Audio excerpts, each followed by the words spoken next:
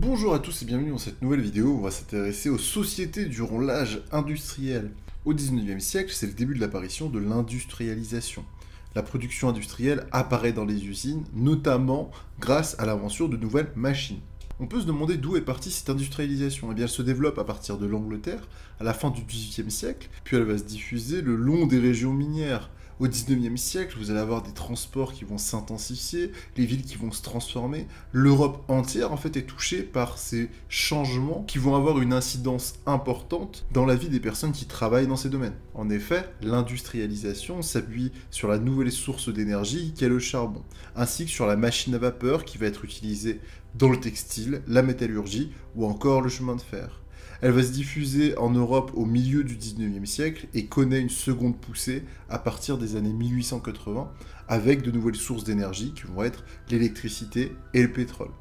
La production va augmenter, va se mécaniser, vous allez avoir des milliers d'ouvriers, des ingénieurs qui vont travailler dans les usines, les prix vont donc baisser parce qu'on produit plus et les produits vont s'échanger aussi plus facilement. Comme je l'ai dit plus tôt, eh bien vous allez avoir une influence de cette industrialisation sur les populations. Vous avez une grande proportion de personnes qui sont encore des paysans, mais leur vie va être modifiée du fait de la mécanisation de l'agriculture, ainsi que des progrès techniques. Vous allez avoir la machine à vapeur qui va transformer l'agriculture, en fait, parce qu'on va pouvoir utiliser la machine pour gagner du temps, pour cultiver les champs, et aussi la production et le début des engrais.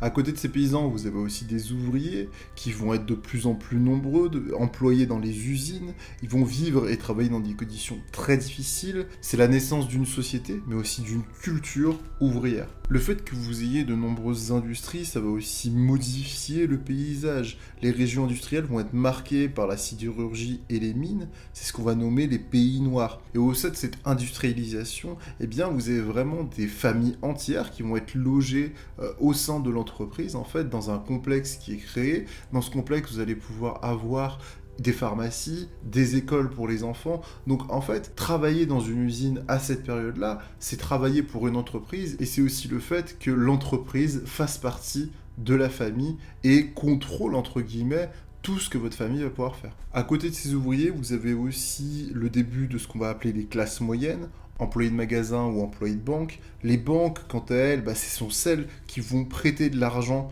pour le développement des usines et qui du coup vont avoir un essor très important. Et donc enrichis par le commerce de la banque notamment, eh bien vous allez avoir une bourgeoisie dite d'affaires qui va se créer et qui va devenir une classe dirigeante de la société de l'époque. Les progrès techniques et notamment le fait que la machine à vapeur soit utilisée de plus en plus, eh bien ça fait que le niveau de vie va augmenter dans les sociétés européennes.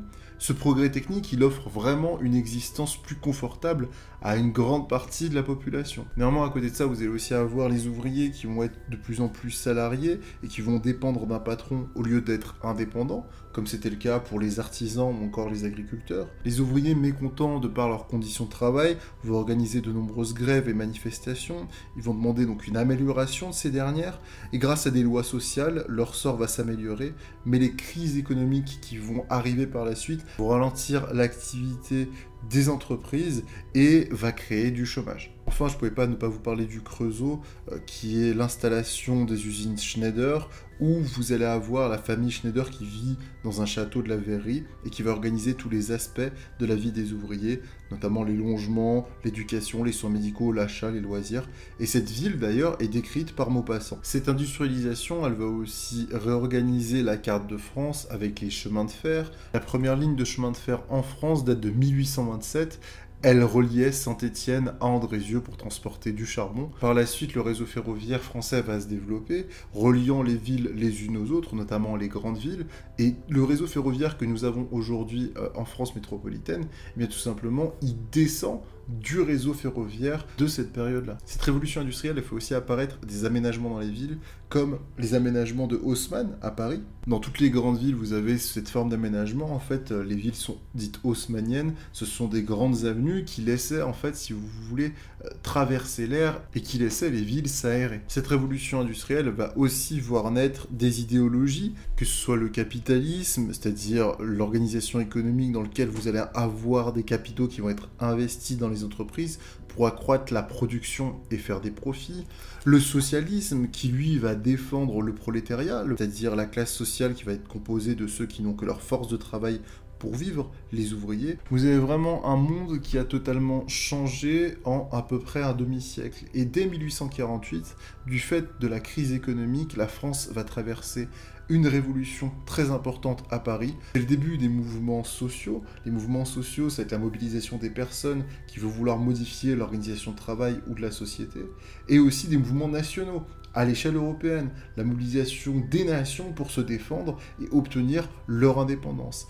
Les révolutions de 1848, elles sont nombreuses, elles sont dans toute l'Europe et c'est ce qu'on appellera le printemps des peuples. En France, les ouvriers, lorsqu'ils vont se révolter contre le roi de France Louis-Philippe, eh bien ça va mettre en place la Seconde République. Durant ce temps, eh bien, vous allez avoir un droit de travail pour les ouvriers qui va être créé. Pour lutter contre le chômage, vous allez avoir aussi des ateliers nationaux qui vont obligatoirement devoir fournir un travail et un salaire aux ouvriers, notamment les ouvriers parisiens. En plus de tous ces problèmes sociaux en fait qui se sont développés, eh bien en 1900, l'Europe elle compte 400 millions d'habitants. En 1800, elle n'en avait que 180 millions d'habitants.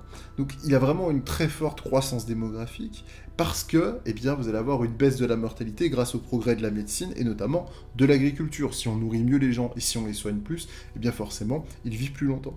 Cela va provoquer énormément d'exode rural. L'exode rural, c'est le fait que les habitants des campagnes vont vers les villes et les villes vont se développer de plus en plus. Malheureusement, dans ces villes, il n'y a toujours pas assez de travail pour les individus, donc beaucoup d'Européens vont choisir de traverser les océans vers les pays dits neufs, États-Unis, Brésil, Argentine, mais aussi les colonies comme le Canada ou l'Australie. Ils vont être séduits par l'idée de ruer vers l'or et le rêve américain. On peut noter qu'à la fin de ce 19e siècle, eh bien, vous avez 55 millions d'Européens qui vont quitter définitivement le continent. Cette émigration, elle sera accueillie directement dans des endroits comme Ellis Island. Aux États-Unis, vu que vous avez énormément d'émigration de divers pays européens, notamment l'Italie et l'Islande, eh bien, vous allez avoir le développement de certains quartiers. Par exemple, le quartier de Little Italy à New York, où tous les Italiens qui arrivent à New York s'installaient en général dans ce quartier, ce qui s'explique facilement du fait qu'ils parlent une même langue et qu'ils ont une culture commune. Enfin, il y a un personnage qu'il faut retenir quand on parle de l'âge industriel en Europe. Et ce personnage, vous connaissez sûrement, c'est Karl Marx. Un philosophe et économiste allemand qui va rédiger Le Capital, où il va commenter la révolution de 1848 et où il va théoriser la lutte des classes. C'est lui qui va créer le concept de lutte des classes entre la bourgeoisie et le prolétariat. Voilà, c'est tout pour moi. J'espère que cette vidéo, plus longue que prévu, vous a plu. Si c'est le cas, n'hésitez pas à vous abonner, à laisser un petit pouce bleu. Je vous remercie encore une fois d'avoir suivi. Prenez soin de vous, c'était Malicus. Ciao, ciao.